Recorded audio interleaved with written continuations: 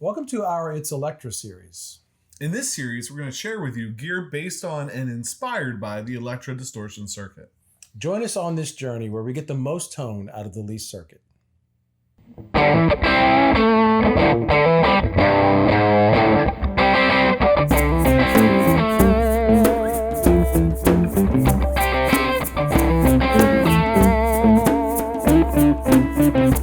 Today we're looking at the speaker cranker from EarthQuaker devices. We had the pleasure of talking to Jamie Stillman about this, said it's one of his favorite pedals, not currently making it, but he's been really helpful with the Electra series.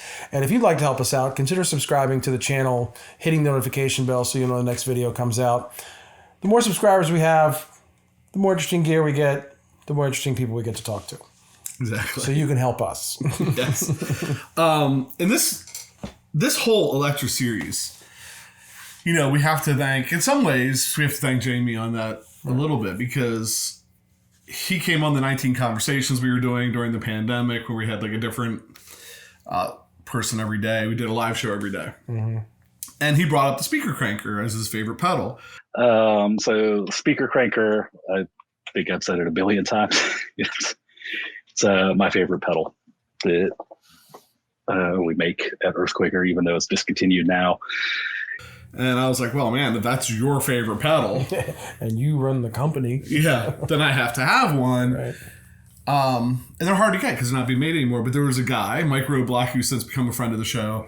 He's on that, that live stream watching. He sends me a message. Hey, I got one on Reverb. I'll sell it to you. Like, really, Mike? He said, I'll give it to you, right? Like he just gave it away, which we really appreciated. And which is really interesting is that we got it in, we did a show on it, an episode on it, sat on the shelf for 6 months or whatever, goes to my board. Never to be seen again. Right. And has been there ever since. Until tonight. Yeah, I had to take it off the board and bring it here. Fallen in love with the pedal. So I get it now. So it is... if you go back and you watch the series opener and things like that, I think there's some clips of Jamie talking about it in there. How it is an Electra style pedal, but he didn't really, He kind of backed into it. He didn't go to copy it, but when we started talking about it, he goes, well, that's basically what it is. Yeah. So one knob, foot switch, and label maker. Yeah. Not original. This is the Mike Roadblock mod here. This is the Mike Roadblock mod. Right. So let's do this. Let's just hear it. We'll let you play. Hear it. Turn that knob around a little bit. Wide open. Come back. We'll do that first. What are you playing? I had to look. It's the Beard's 2000 Swamp Ash Special. I played it a few times on the show. Look at that green. Look at that green. So I have the coil split because we try to do this with like single coil-ish stuff. So here's the reference tone through the Tyler, through the carbon copy. All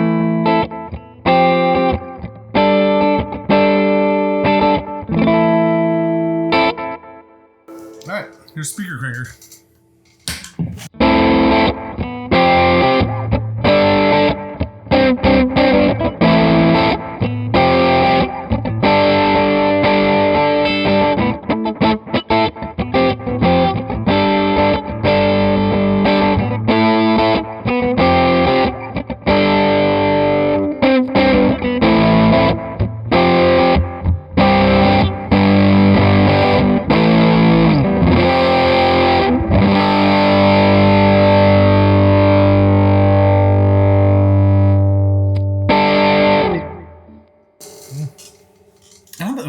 Pull it back down. I think that's exactly where I had it. It looks about right. When I reached down to turn that knob, I said, oh, don't turn the knob. So, the next thing we always do with these, I mean, that's it. It's one knob. Right. It doesn't get louder. It just adds a little drive to it, right? What's it labeled? More. It just adds some more. We have the Greer Lightspeed and the Greer Tomahawk. We've been putting the Lightspeed in front of the whatever pedal of the day is, and then putting the Tomahawk after it. And so I'll let Pat start playing and give you an individual Lightspeed and And the speaker cranker, same with the Tomahawk, but then give them two together. You can follow the lights. We'll zoom in and let you see the whole thing. All right.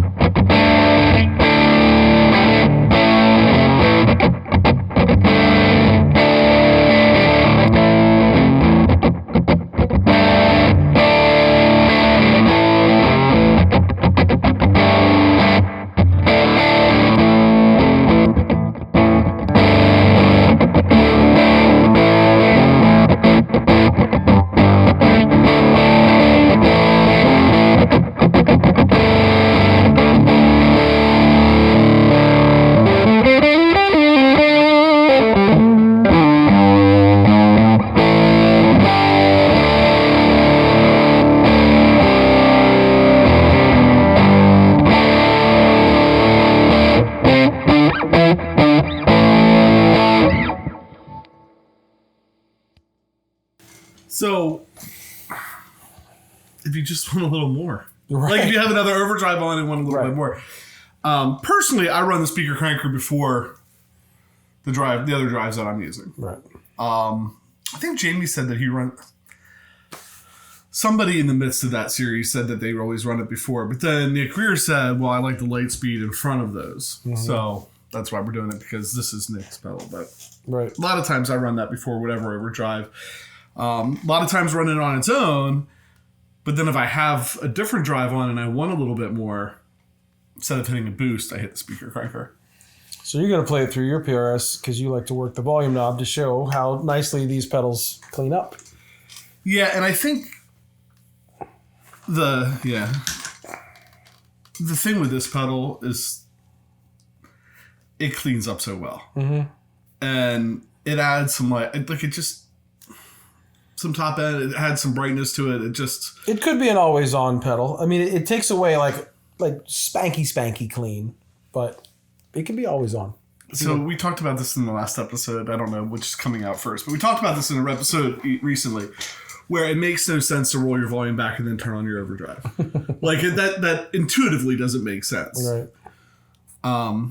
The only time I would run the guitar totally clean, no pedal, is if we're playing maybe something really funky or like kind of R&B-ish or whatever, and I run the guitar wide open and maybe even hit on the clean boost to get a little more just totally bright, totally clean.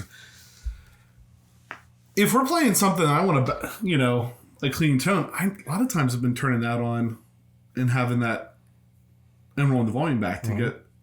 It's almost like Tim from TL Pedal said, it's almost like having a treble bleed. Yeah, it definitely adds, we keep using the word sparkle. Like it just adds that little top end that's not harsh. It just makes it better. But then it's driven enough that you can roll it up and take a lead and you can. So let's do this. I'll start it with all the way up and then show you what we mean. Reference tone, 2000. All your PLSs are the 2000, 2001. I always forget which this one. 2000. Yep. McCarty. So.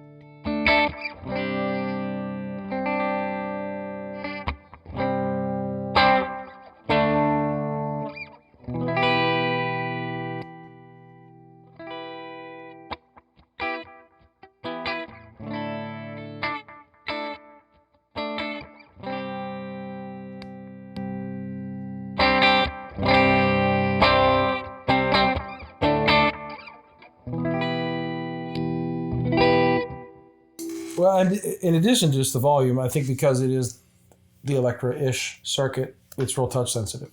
Mm-hmm. So even when you rolled it back, if you dug in a little bit, it broke up a little bit, and if you just strummed through it. And I'm not sure I ever rolled it all the way up, but you could see, like, depending on how far, like, you could roll it up just a little bit, get a little more hair on it, roll back a little bit, take a little bit of the hair off. If you want to be able to play, I was trying to think how that works. Like, I can roll my volume back, hit that on, and it's still bouncing it up, but it's hard to. I guess it'd be hard to explain. I'm feeling like it's hard to explain to somebody that's like, why would you ever roll your volume back when you have an overdrive on? But it does that thing. I use a pedal in the first position as well that doesn't have a lot of drive on it, and I don't really use my volume knob, but I like what it does to the time-based and modulation effects because it brings that top end in. It makes those sound really good. So for me, I would use this maybe for that reason. Not exclusively, but for that reason. And you could roll that more button or more knob. Less. It doesn't say less, but you can make the more or less. Right, you can make the more or less. So, matter of fact, we do a pedal that's going to say more or less. I could just real quick, like maybe some.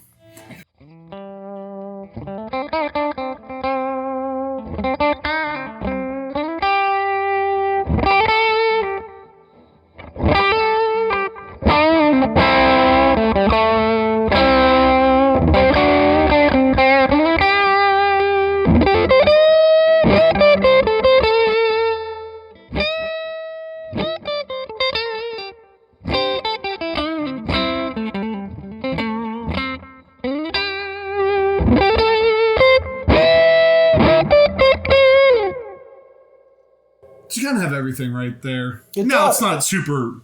It's interesting when you roll it back. Sometimes it gets more of a single coil stratty sound to it. Mm-hmm. But anyway. No. In conjunction with the other drive pedals I've been using lately, like, love it. Mm-hmm. And I'm starting to get like, okay, where does the Lightspeed fit in? Where does the Milliner fit in? Where do all those other pedals fit in? Right. And part of it's because of using that and starting to understand that, I guess. Anyway.